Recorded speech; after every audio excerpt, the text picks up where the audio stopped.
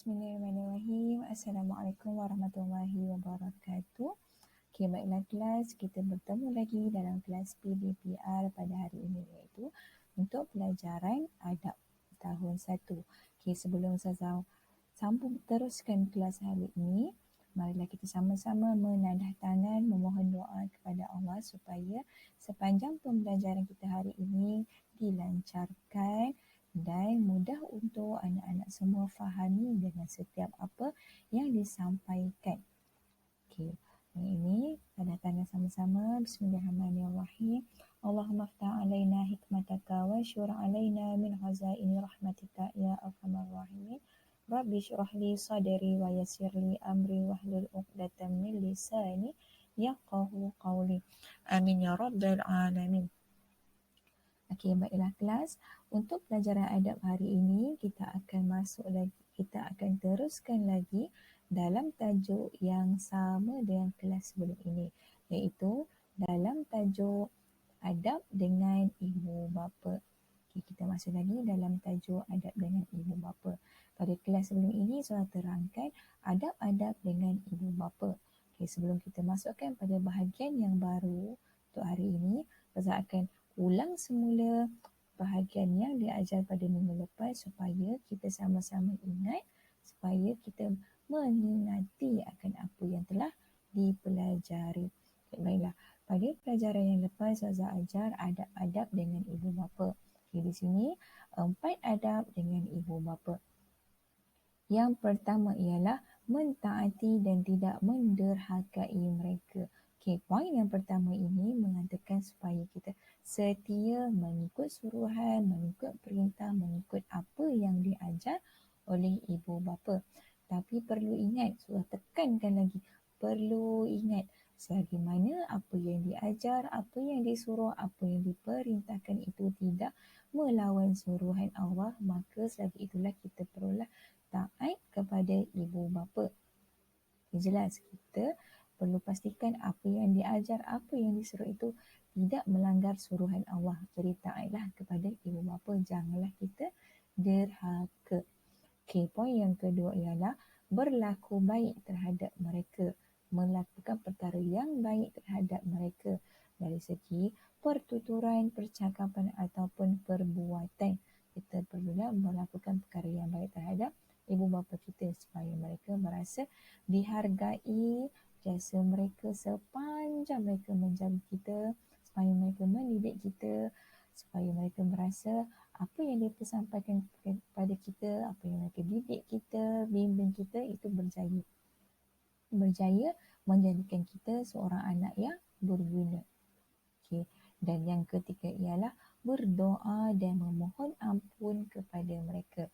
Kita berdoa kepada Allah, kita memohon ampun kepada Allah. Ampunkanlah ibu bapa kita, berilah keampunan kepada ibu bapa kita. Macam mana ibu bapa kita tak pernah putus-putus mendoakan kita, mendidik kita, macam itulah kita.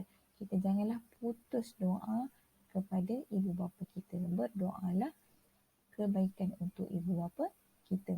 Doalah, mohonlah ampun kepada ibu bapa kita. Okey, dan yang keempat ialah membantu mereka, meringankan beban kita. Selagi mana apa yang kita mampu buat, kita boleh buat lagi, bantulah mereka. Kita ringankanlah beban mereka supaya mereka berasa kita ini menghargai mereka, kita membalas jasa baik mereka.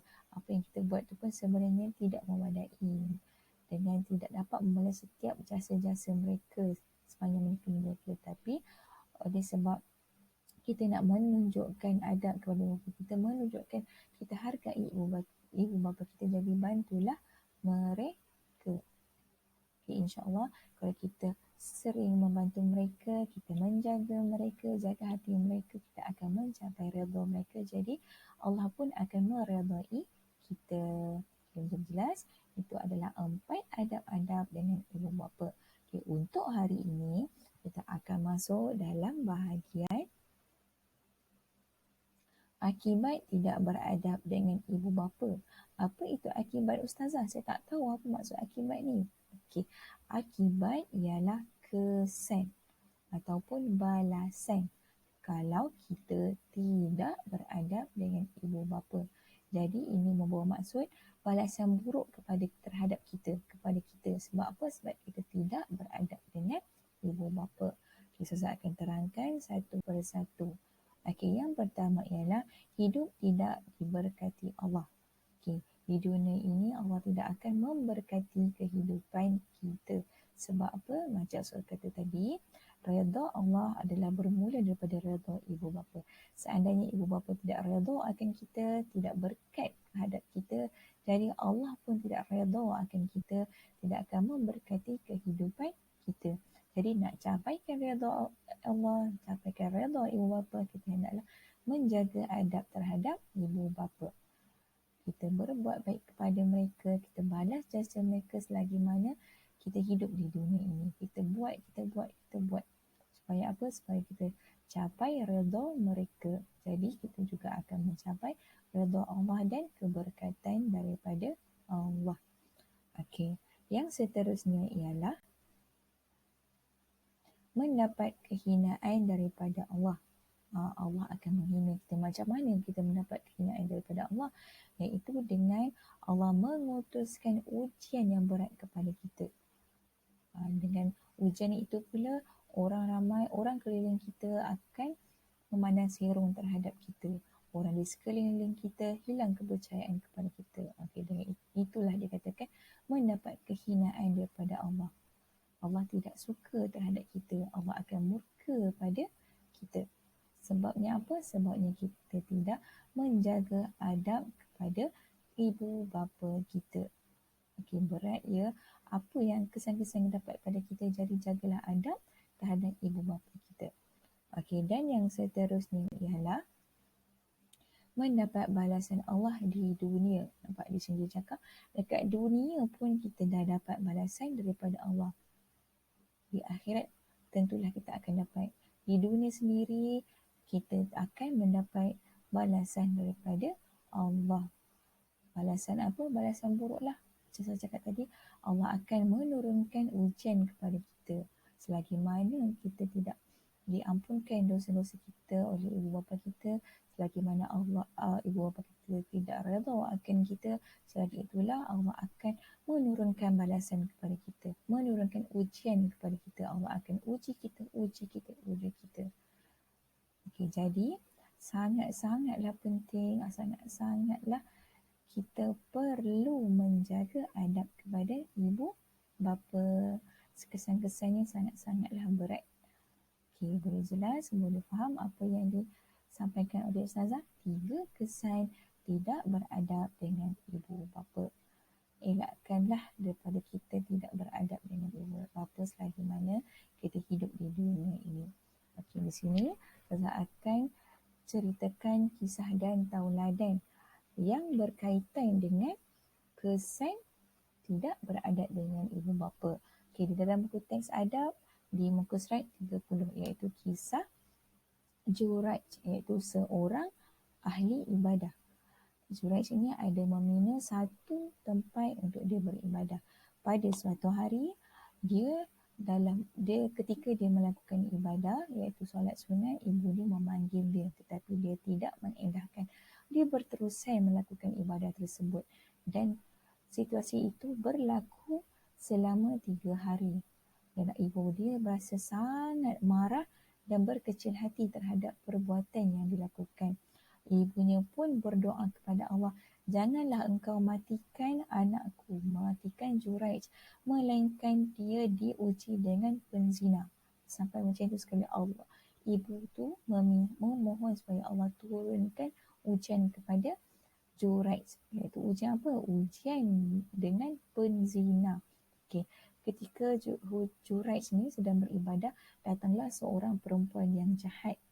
Dia mengajak Juraij untuk berzina, untuk melakukan perkara yang dilarang oleh Allah. Tapi Juraij ini menolak. Sebab apa? Sebab Juraij ini adalah ahli ibadah. Dia tahu mana buruk dan mana yang baik. Dia tahu itu adalah perkara yang dilarang oleh Allah. Jadi dia berterusan melakukan ibadah. Si penzina ini, perempuan jahat ini pun dia sangat marah. Jadi dia melakukan zina dengan seorang pengembala kambing yang sedang berehat di rumah ibadah Juraj itu. Sehinggalah dia mengandung dan melahirkan seorang bayi.